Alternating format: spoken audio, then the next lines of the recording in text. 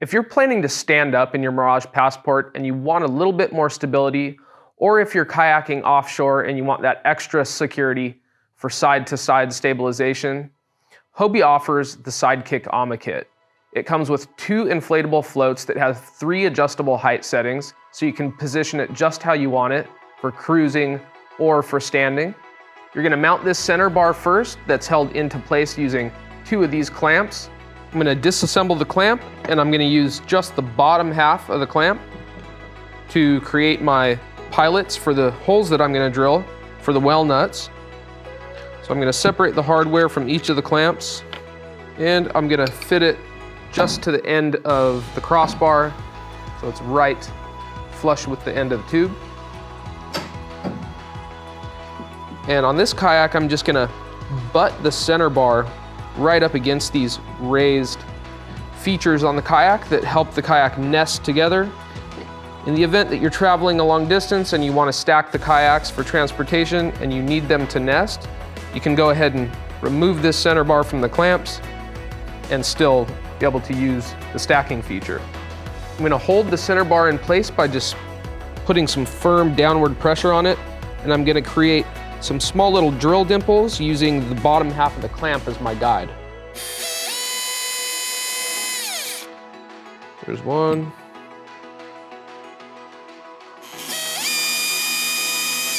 2. 3. You'll want to use a 3/8 inch drill bit to create the openings for the well nuts. And I'm going to use my little drill dimples I created as a guide.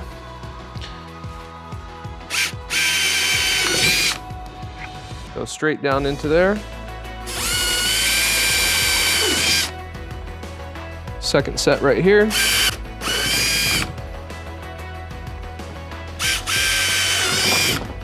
So I've got the clamps loosely installed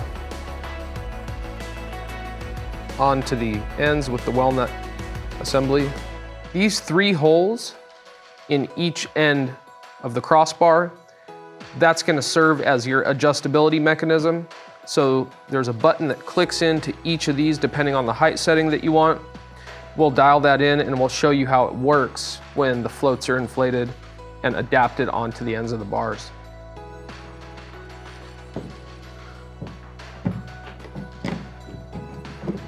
For now, we're gonna loosely press those in. Once you've set the crossbar and the clamp assemblies into place, you'll want to turn this bar so that one of the holes is right on top, one is directly on the bottom, and one exits the side in the back. This open area behind the seat will allow you to get a finger in behind underneath the button, depress that, and rotate the arms one way or another. We'll show you how that's done after we fasten these down and put the arms on. And we're gonna back this clutch off.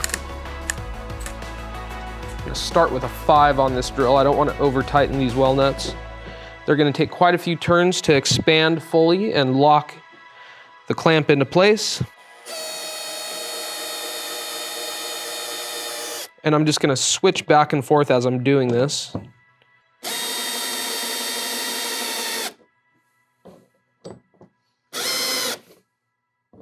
Just to make sure they're cinching down evenly around the aluminum here. I'm gonna back it off even one more.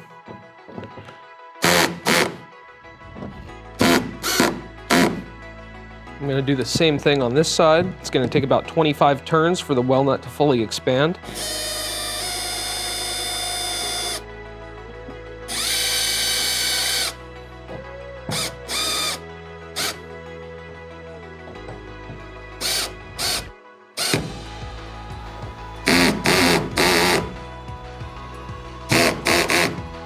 As you can see, you've got a really robust installation there, and the rubber aspect of the well nuts seals up that hole, so it's going to be watertight. These are the inflatable floats that stabilize the kayak. They're on the end of the AMA arms, and they're easiest to install when they're deflated. So I've kept them deflated, installed them to the center bar, and I'll show you how that's done. You want the end of the bar to go through both of the plastic loops on the float, and then this locking pin will go through the opening in the end of the arm and lock into place. To inflate the amas, you're just gonna blow a handful of breaths into this opening.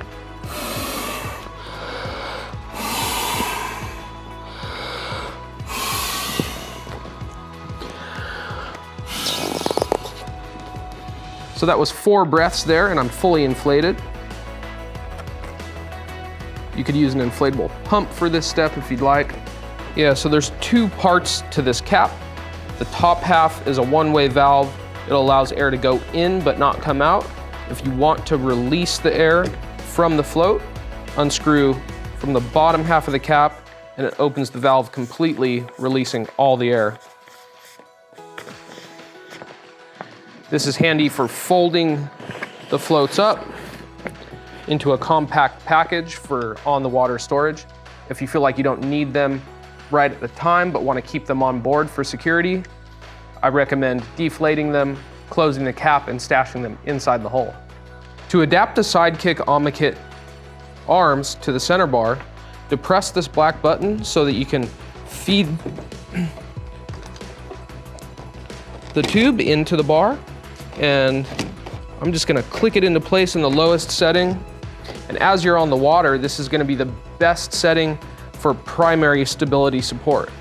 The floats are at its lowest position right now, and the floats can actually rotate to accommodate for the conditions.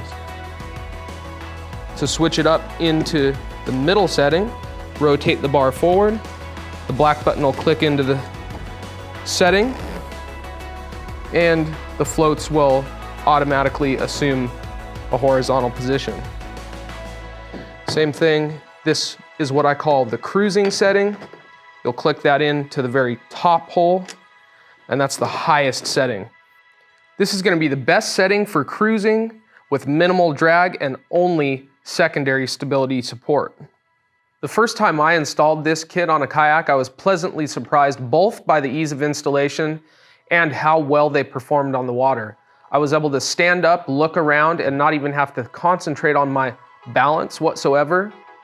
If you're looking for the ultimate stand-up package, you can consider adding an H-bar and pairing it with the SideKick AMA floats. For offshore stability, there's nothing better. Thanks for following along with this installation video. For much more on the Passport 12 and the rest of our product line, tune into our YouTube channel and subscribe, or check out Hobie.com.